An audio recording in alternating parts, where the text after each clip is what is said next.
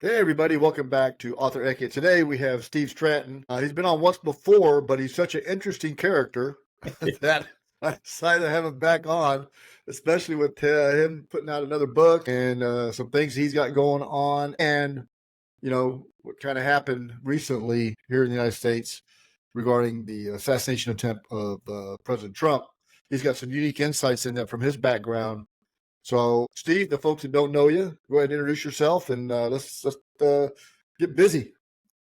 Thank you, brother. Thanks for having me back again. I'm Steve Stratton, award-winning author. I started my military career at White House Com, working in D.C. at the White House doing communications. Long hair, civilian clothes. It was a great job before I went back to the regular Army. And then I did a couple years with the Secret Service.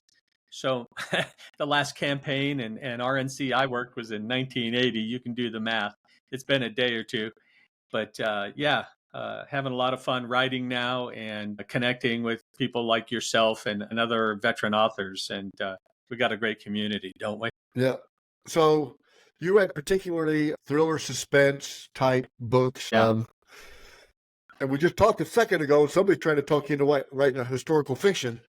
And you kind of told me the premise. That's kind of cool. But I'm not going to tell you anything about that. So you may get a petition online for Steve to write a historical fiction. So talk to us about the book you have out now.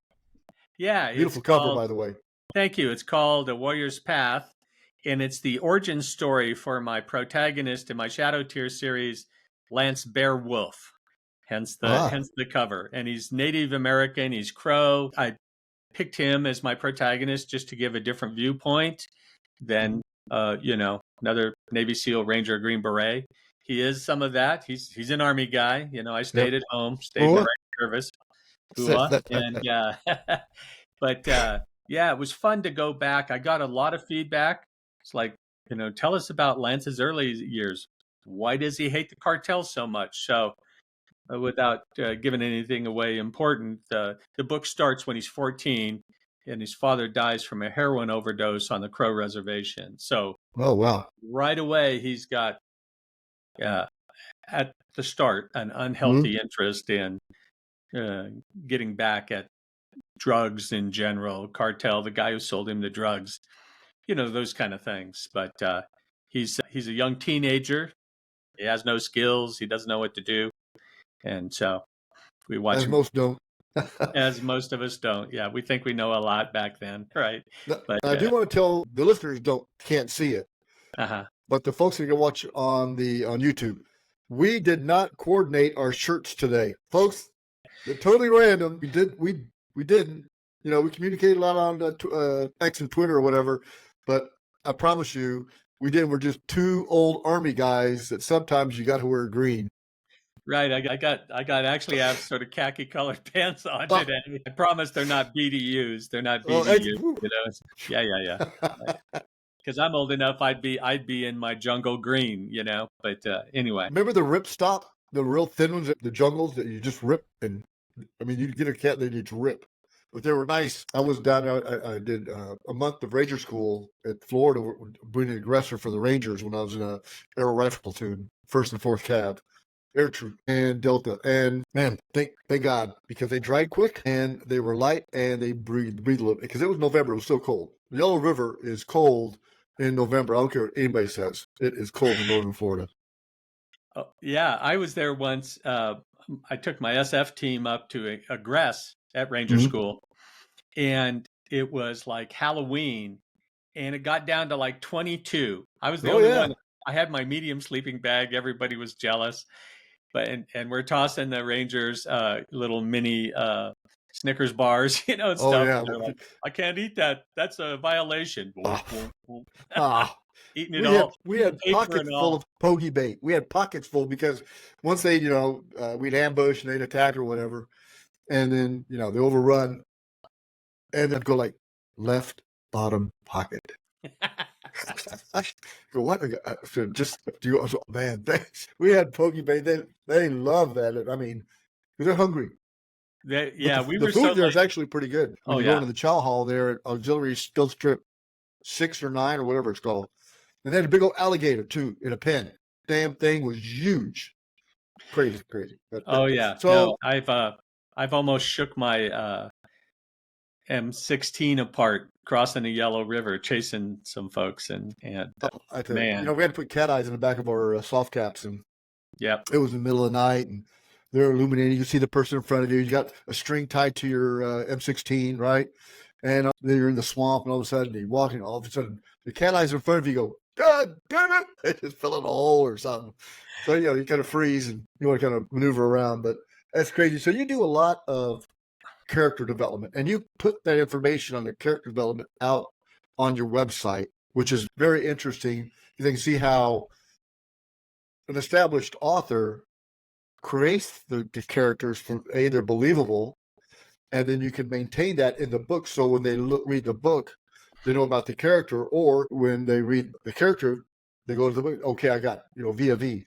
So it's very interesting. So what made you do that? Just to help with who you know and know people that well, know you and things.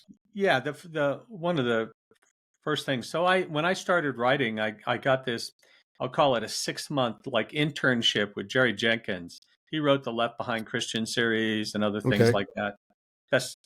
Best seller guy, and he's between me and the Colorado Springs in the Black Forest. And he said, you should do profiles on your characters because you want to make sure it's okay if they react differently, but there's got to be some core things that they're doing that are them, that sort of define them.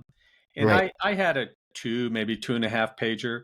And then over the years, I now have like a 5 page document with 200 questions I answer. How would they respond to this or that or the other thing? And Oh so wow, I've created new characters, or like in the second series I'm starting to write now, completely different character, female protagonist. I've got to have that down so I don't start drawing in things that like Lance did in the book where, Janet's the protagonist, things right. like that. Interesting. And yeah, and so I also, it's almost like a HIV profile, right? Having done some intel in my Yeah, days in the military, I'm profiling and my major characters, not so much the B characters, but 6 to 10 people who are going to have some significance in the book, even if it's a short scene, but they have a significant role in moving the story or moving my protagonist or antagonist along. I want to understand who they are and how they think. So right. I have that. I forget if it was Mark Greaney or who else said that, but like, you know, when we read a Gray Man book, we're reading, after a while, if you've read 3 or 4 of them, you sort of get an expectation of how Court Gentry is going to react, do something. Right. Not that he hasn't grown and changed over the 13, Right. I mean, 14 do you books. go into like hair color, eye color, Yes, height, weight, all those yes, characteristics? absolutely. And like I say, then also like what's their favorite saying? Just all kinds of questions. How would they respond if this happened or that? Um, who's their mentor? Who do they look up to? That's Um, interesting. yeah, and it takes a while. Um, with Codename Snowman, um, I spent 2 weeks just doing character profiles, setting up the Oh people I wow. was going to bring into the story. And then after I started writing the story, because I'm infamous to myself for Right. let's put somebody new in. Yeah, why don't in? I love Yeah, now I got that. to go. I better figure out who they are and what they're going to do. Exactly. So yeah, it I know. is. I It know. is. I tell people that the main character in 104 has no characteristics because I want him to maintain the persona of unknown. So Right. don't say Travis, who is he? What is he? Where's he come from? I said I don't even know. I don't want to know. Or I want the reader when they read it to say, oh, this person could be from here, or he could be this or that or whatever, right? I want them because I want the anonymity of the soldier in the Tomb of the Unknown Soldier to be maintained for respect for that soldier and the real soldier in there. So it No, was I love that about your book. I understood the dad and the son pretty yeah, well, yeah, and got to know them. And right, then and even the French girl, and then there's this mysterious about the unknoon, which is appropriate, right? Very appropriate, but adds to the book. And yeah, if all of a sudden you have him popping out and doing the Lindy Hop or something, I don't know, Yeah. whatever, dancing around, whatever, it would Yeah. ruin it. I thought Yeah. that was a good element of your book. I know, and you're a big proponent for it to be a movie, which I appreciate. Yes. And I'm thinking to myself, it has to be shot in the first person. You can't see the face of the actor, because then that would give away, who it is. So Right. even if it's a well-known actor. So I'm like, but then which, like a first-person shooting game or whatever. Yeah. So, Interesting ability to use some of those tools to add that level of suspense. And I think I'm going to get, what do you call that, crowdsourcing, and get enough money to make it. that sounds great. I'm ready to be an investor. I I love figure, this. $5 a pop. I'm 65. They got longevity in my family, so I might be able to see it. But who knows? Well, there are production companies now that are totally crowdsourced. Yep. And I'm starting to see their names go from just the crowdsourcing idea into production. A lot of people doing that. Yeah, for some kind of recognition or something on there. So you're going to be at Killer Nashville. BowsherCon. I think I can't even pronounce that thing. BowsherCon in Nashville, and I'm going to be there also. Yeah. So anybody watching, please, stop by and say hi to both of us. If you see us drinking a beer, definitely stop by, because you might hear some good stories. We'll probably have Jack Stewart and Jeff Circle and a bunch of other people in tow, like we did last year. So yeah, it'll be a fun. This is my first one, so I'm going to be a virgin. It's a great event because there's just as many excited readers that show up to that. It's not like Thriller Fest. Right. So. Yeah. So what are you working on now for, 6 months, a year down the road? What are you working on? So I consider the book that I just showed you, A Warrior's Path, as sort of like book 0 in the series. Okay. Shadow Tears, the first book. Shadow Sanctions, the second one. Caribbean Harvest will be the third book, and it's with an editor, and I'm hoping to get it back in time to get it out before the holidays, so all my good friends and family and your podcast viewers can give it as a present. Because you want to read a warm book in the winter. That's right. So. It takes place in Cuba, so to keep you plenty warm. Yeah. And the action's pretty hot because, as you and I know, Cuba is more like East Germany when the wall was still up, right? It's a police state that lets in Americans from time to time. So that's what's going on with the Shadow Tears series. I've gotten some feedback from the editor-in-chief of Winding Road Stories, Michael Dolan, about my new series called Codename Snowman. Mm-hmm. My protagonist, Janet Winter, wears a cochlear implant. She's deaf from birth, but now has got some hearing capability with the implant. Yep. And she ends up, the CIA won't let her go on a mission because she's handicap challenged. But then her best friend that she went to deaf school with, the vice president daughter, goes missing. Mm-hmm. And off we go interesting on that one. Yeah, it is a she's not Superwoman.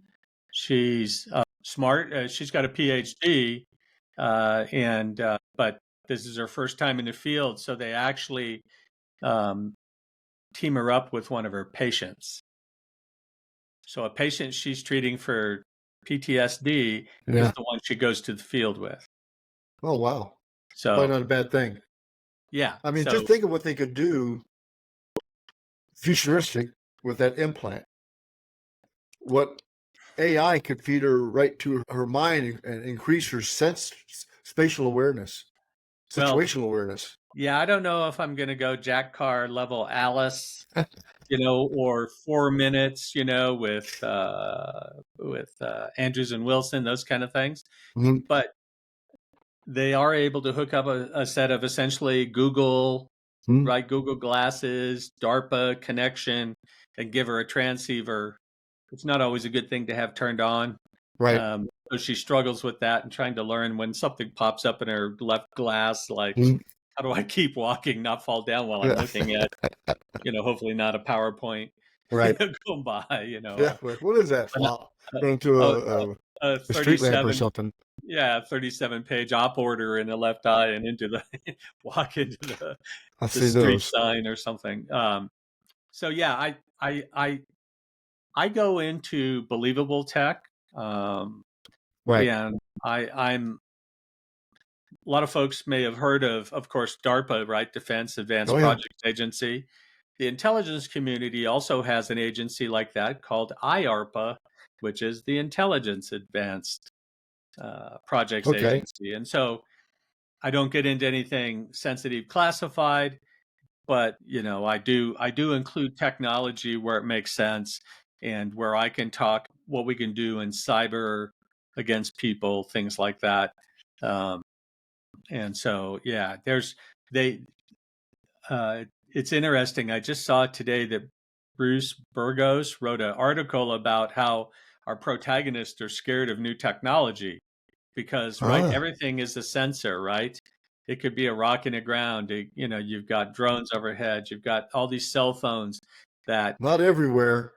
Not everywhere. And we'll get into that here in a little bit. Yes, exactly. Yeah, I can.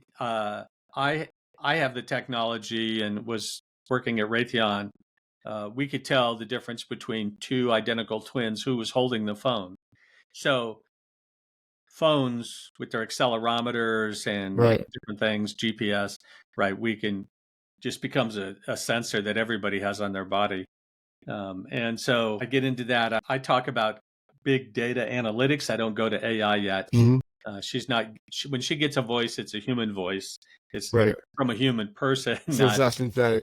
It's not synthetic yet at this point. So I want to leave it in the realm of not only believable, but I don't want her so reliant on the tech that she only accomplishes the goal or gets the result because of the tech, not because of her and her actions and her activities. So, and Lance and the Shadow Tier team, they're into the technology. They're based at MacDill on the other side of the air base from Ember, and Tier 1 guys are on the other side of the base, and so yeah, there's definitely in special operations, law enforcement now. There's lots of different technology, but I don't want to skip into fantasy yet. So, well, when I wrote my first book, Flames of Deception, technology, so I wrote a lot of futuristic what I thought was futuristic technology regarding capabilities of satellites, And I was interviewing a guy on the podcast who works in the oil business, in the exploration, more of the exploration. So I told him, I said, well, this thing, Thoth is what I call it. Thoth is a god of intelligence in Egypt. So that's the satellite, that's the technology that, could determine what fluids are running through a pipeline based on the friction of the speed of the liquid and how much does something weigh based on the pressure that it's putting on the ground and all that. And I said, I did some research on that. And he goes, oh, no, we can do that now. I'm like, what? Good. I don't have any black cards out in front of my house. And then, Cobalt has some more technology, maybe with the green energy and a form of cobalt that was found in a meteor crater in Congo. And as it came through the atmosphere, the cobalt had changed its very minute and molecular structure that allows it to have more efficiency when you create a battery out of it. So the Chinese decided to put it in their Type 99 tanks. They remove they already removed the loader, so there's a 3-man crew. But then again, they remove the gunner and only have the driver and the TC, and they could go forever because the paint on the tanks is a solar collector. So they can recharge their batteries and go forever, and they put a magnetic electric gun in the tank. So they don't need ammunition, and what it is, it's all electric, so there's no mechanical parts. It goes, A, B, and it goes back and forth, and shoots. Like a tank crew, probably a good tank crew in the Army, 3-4 seconds,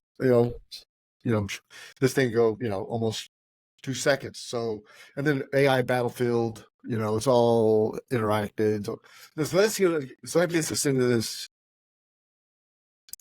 Why were there no drones the other day in that Trump rally that were just, I see them all over my house all the dang time. I mean, I go buy one at Home Depot right now and put infrared on it and bada bing, bada boom. Why do you think that there was no drone coverage? Well, number one, candidates and former presidents don't get the same level of protection as the sitting president. Right. We now know the threat level's higher, so they're reacting Mhm. right appropriately at the RNC, things like Right. that. It could have been, and I'm just pure This is guess all here. speculation, folks. Yeah, You don't know yeah. anything. No, I have no inside Yeah. baseball here. It could have been that the line of sight was okay, that they felt that the counter snipers, both the police, state, whoever they were, and the counter assault team or Secret Service Special Operations Division snipers had line of sight out sufficiently to cover the environment, right? Because Right. everything, when you do an advance, everything's risk based. Yeah, they knew that ag building was there 130 yards away, and right, certainly when they identified the shooter, then somebody took a shot and took him out immediately. So it could be that it wasn't so congested, like being in the city or whatever, that they thought they needed a predator or other kinds of drones overhead. In my experience on an advanced team, in that outer perimeter, you still have police, state troopers, or local police, state troopers, and other people, moving around, watching those kind of things. In my time, we had, people would be on top of that building. You occupy a space that Well, could of be. course. Right. I was a scout in the Army, so I understand, surveillance and looking out, not in normally. You look out and you set a perimeter and you look at the terrain. You look at, whatever else may be out there, and you go, okay, this is where I need to put somebody for a vantage point. Now, of course, they're, I don't know. Then you got to think about, okay, what's the most common rifle, right? And then, okay, somebody that's crappy, what's the max effective range of an M16, right? 1,600 meters. What do 130 yard shot with an M16 with iron sights is not hard. And this guy had sights with the grace of God intervened. Personally, right? If Trump would have been facing directly at the cameras, it would have been terrible. It would have been absolutely terrible. It would have been a Kennedy. And I'm not a conspiracy theorist, but I write about it. So, Eisenhower warned us of the military-industrial complex back 1959, early 60s, something like that. Kennedy wasn't a big fan either, was he? Yeah. I mean, he'd been around. He was ex-military. I know. He was also, rightly or wrongly, he was also afraid of the agency, right? And Mr. Dulles and what he was doing. Well, Kennedy was too. And he wanted to do something with it, and the director of the CIA back then, I think he was a second director at that time, the CIA. And actually have the first CIA in 104 because he was actually a soldier in World War I, and he spoke German, so I made him into the book, put him into the book as a spy. I mean, I just don't, from a layman, I consider myself, I got 20 years in the military. I've been, combat arms the whole time. But I look at things and go, personally, I would have done things maybe a tad different, even if they knew that the threat level had accelerated because of a threat against them by Iran. That should have elevated it immediately. Yeah, However, I don't know what happened. Yeah, I think certainly the people that get scrutinized the most and should be is the advanced team, right? Yeah. They're the one that set the security plan in place. And then there was a lapse in coverage, right? Because as you know, if you're a sniper without a spotter, then you're spotting and then you have to get on the gun to take a shot. So and one of the people I know on X said this right away.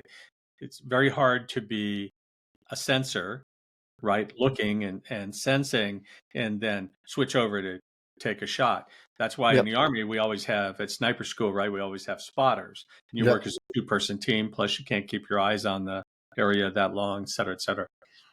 And so, whatever was going on, there was a lapse in coverage of that area. And right when people talk about, there were people yelling and screaming and pointing. Well, what that tends It's usually to a giveaway. True, but what that tends to do is put focus on them until people realize that, okay, they're pointing this way. Now I got to swing back that way. So there's a lot of the fact that outer perimeter wasn't locked down. That's an advanced team. Maybe they thought they had it locked down, but I later saw a video. My question is, so I'm on the advanced team. I create a schematic or a plan, right? I guarantee it's written somewhere, somehow. Oh yeah, for sure. It's over there. And then somebody above me looks at that and goes, I hope. Great. Based on the imagery, based on whatever, right? Okay, that's a good plan. So it goes up. That's approved. So who approved this, Overwatch protection? Plan. Who approved that is what I want to know. Well, I would imagine, so I'm not sure how it works today exactly, but the advanced team has a very senior lead agent from the protective detail. So the advanced team has people that are doing the motorcade, looking at the airspace, all the different elements, right? You would bring in security specialists like myself who were physical security. I would bring in the EOD teams from the military and the local police. We bring the dogs out. We physically and with the dogs sweep, right? In this case, you're not inside a... No, they seal manhole covers. Yeah. We used to put tape on things, tamper tape on things. But when the inauguration or when the Pope came to town, we just weld the manhole covers shut, right? And so you've got all these specialists working the motorcade routes, doing different things, and they bring the plan together. And then, so that advanced team agent is then approving that plan. And I'm sure that the protective detail lead sees it because his people have got to flow into it, right? A lot of people may not realize it, but protective detail agents work on shifts, just normal 8-hour shifts. And so sometimes you've got to hop ahead and things. And of course, it's bigger for the sitting president than a former president. And actually, a candidate and a former president, the question is who gets more. And we're seeing that now. They've added more agents and other things, even though they're an enclosed venue, right? Yeah, so outdoors in general suck, but at least those two people approved that plan, right? Because, like say, that protective detail lead is bringing that protectee into that space, right? Now, I saw a video where there was an agent with a bunch of cops trying to break the fence to get to the edge, right? And why there wasn't an agent with free access to that already, good question there. So I think there was some breakdowns. There's a lot of joking going on about slope of the roof. Slope of the roof is not a thing, because we saw pictures of the police snipers and then the CAT team gentleman who took the shot. He was on a sloped roof. It makes no difference, as you well know. We're not trying to hide the counter snipers. There is a deterrent. Oh, you got to see them because that's supposed to be a deterrent. Yeah, exactly. The lack of overhead. Since we have such good technology, when I'm running overhead, I could tag your car, I could tag you and follow you. Oh yeah. Right throughout a city, I could follow you through New York City if I've got the appropriate overhead coverage. So, there's by the grace of God, he turned right, and when I saw the shot, when I heard the pops, and I heard him, he brought his hand up first. I thought he got hit in the head, and then he went to his ear. In the video behind, there was a puff, and I thought, wow, That it doesn't get any closer without That's like JFK. leaving. Yeah. Right. Right. It doesn't get any closer. I'm just hoping, because he does a lot of rallies, that this didn't become like lackadaisical. Like, okay, we're gonna set up he's gonna be this, this is what we're gonna do, standard stuff, huddle up, 1, 2, 3, break. I'm hoping that's not the case, and if it is, then I hope, you know, something happens, protocol from a protocol perspective. And again, there's got to be some a document out there somewhere. Oh, there is. There's an advanced team. All That's that what they need to environment. get a hold of. That's what somebody needs to get a hold of and just read the damn. Well, I would imagine that's not where the problem was, that plan. Right. It's the execution Not that plan. of that plan at that outer perimeter, right? Yeah, yeah. Something broke down out there because the inner perimeter was secure. The agents were there, the barricade, right? The bulletproof podium. They had enough people there. It's just, where were the people supposed to be? Right. If it was local police, were they cycling through? And we've heard about some potential comms breakdowns. Yep. And That's so quite eerie of September.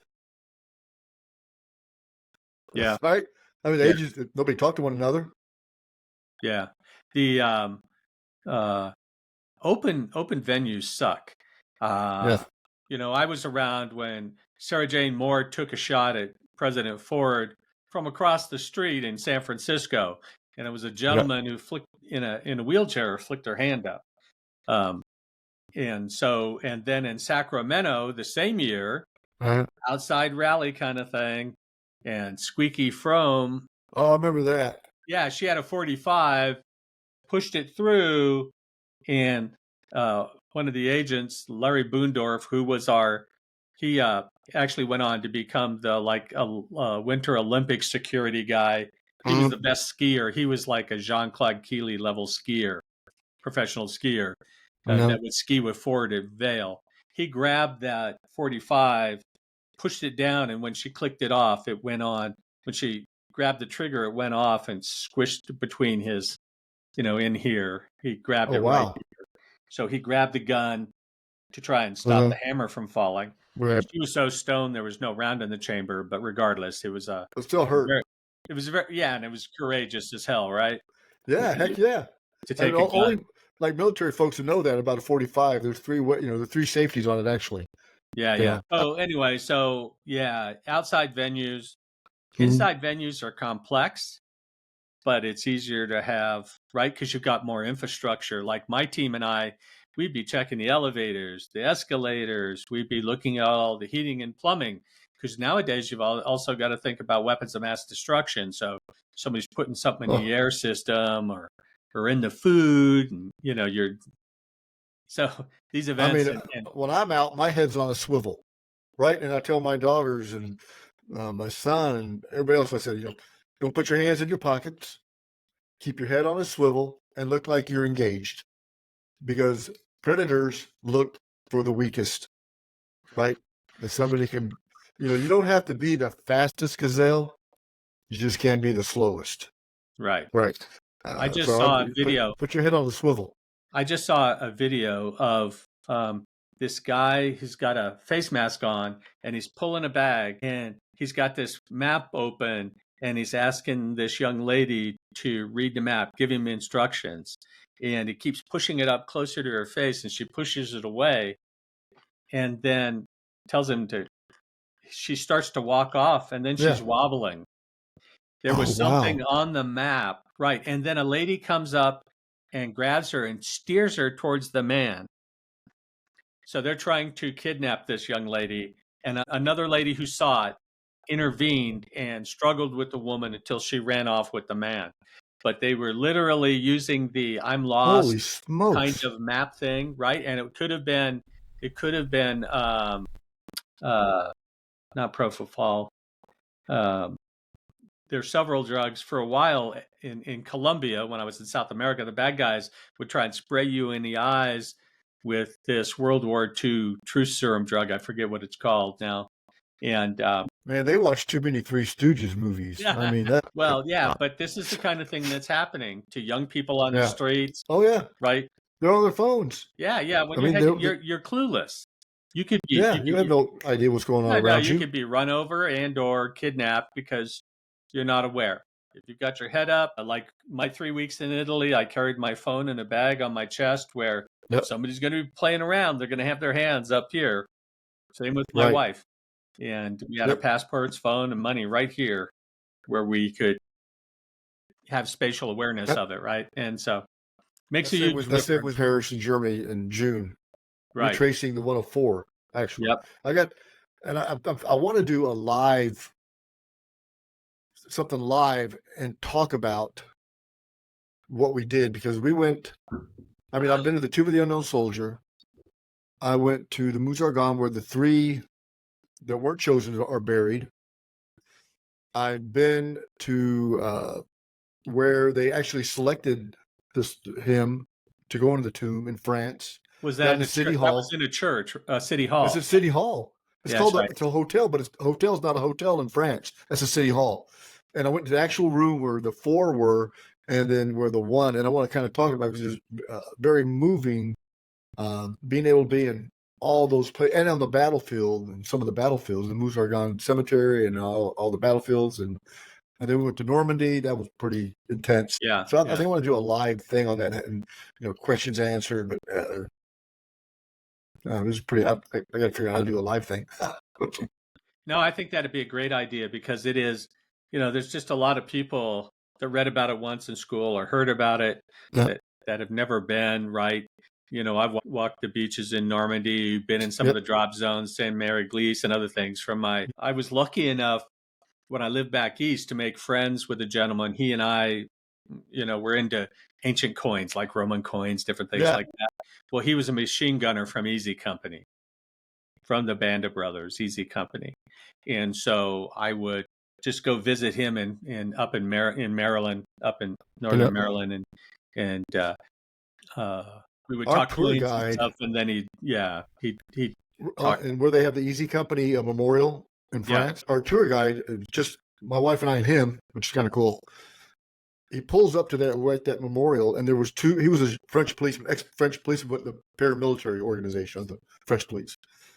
And right next to that monument, a memorial, was a French police car, and they had some paint, and they were painting around something. So he went and talked to him because I knew him, right? And then he was talking to him and everything. He come back to go, somebody found a landmine today. A landmine on the side of the road from 1944.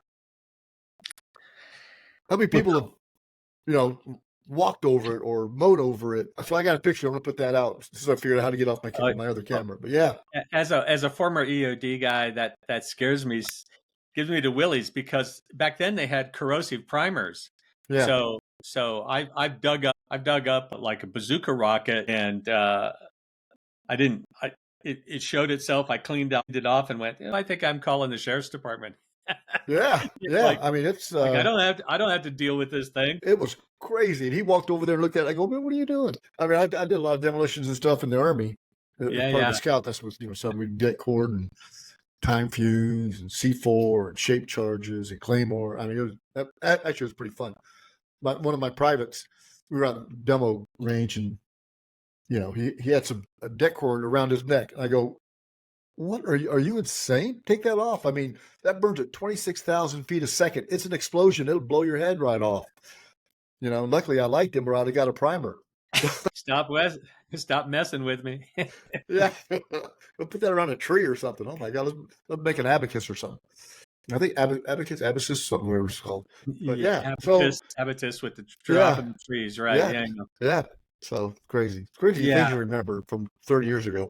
Yeah, I was lucky when I was with the Secret Service. As it's now called, over my shoulder here, you see this little symbol. Mm-hmm. It's called mission support. So inside there, mission support is all the people that help run the agency, like the IT people, but it's also like the cyber forensics people who can do the investigations, break into phones, do things, and guys like I worked with for physical security, weapons of mass destruction, bombs, videos, kind of stuff.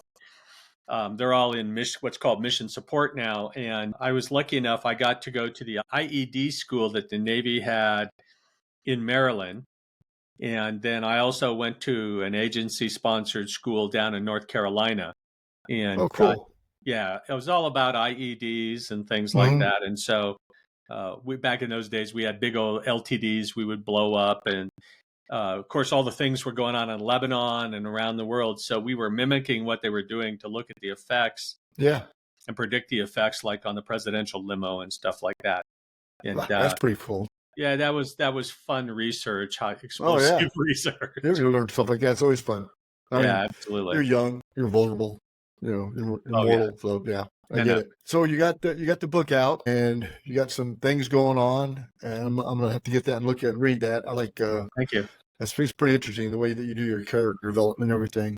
So Steve, it's been great talking to you. And again, folks, we did not color coordinate our shirts. Scout's honor. So and I was a Boy Scout. Yeah. And a scout. So I was a scout squared, I guess. But yeah. Excellent. Well, Steve, thank you very much for taking the time to be with us. Well, thank you. And I look forward to seeing you at BowsherCon. BowsherCon, that's where I'm going to be. Right, BowsherCon. in Nashville. And we're going to have to get down and have a little party, some food and drink in Nashville. Should be fun. Bring your boot scooting boots and yeah, we'll have a good time in Nashville. I'll be the one with the name card that says Travis Davis. So you won't be able to miss me. All right, Steve. Thanks a lot. Take care. Cheers. Bye-bye.